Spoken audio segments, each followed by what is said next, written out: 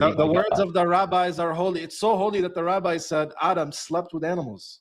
It's so holy. Come on. See, there's a reason that the oral Torah was not disseminated to non-Jews, and the reason is because people do things like this and they take things out of context and misinterpret. No, it's not out of context. Let us now look to the words of the Taz, who comes to refute this online missionary from the very same place in which he is citing.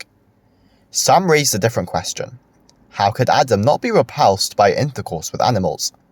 This is not difficult. In the beginning, all creatures were beautiful, and only afterward did they become repulsive, as we find with the serpent. The same applies to the other beings that were created by the word of the Holy One.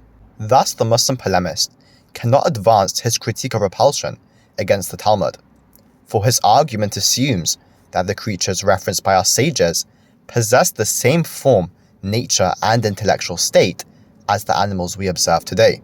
However, as established by the Taz, the primordial beings with whom Adam slept with were not of equivalence with modern-day beasts and animals, for prior to Eden's withdrawal from the rest of creation and the collapse of the prelapsarian realm, each creature existed in its own uniquely refined and elevated state.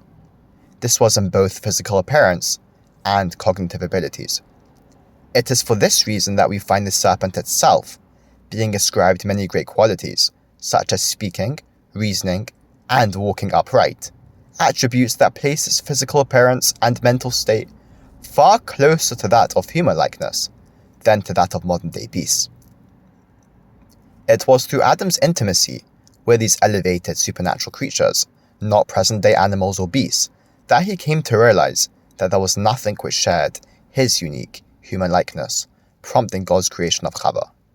Thus we find that the Muslim's argument fails under the fallacy of presentism. The Muslim polemist should know this, for this is his exact rebuttal in regards to the marriage of Muhammad with his 9-year-old bride, Aisha. Shall we state that Muhammad is immoral because 9-year-olds today appear young in our eyes and as very little children?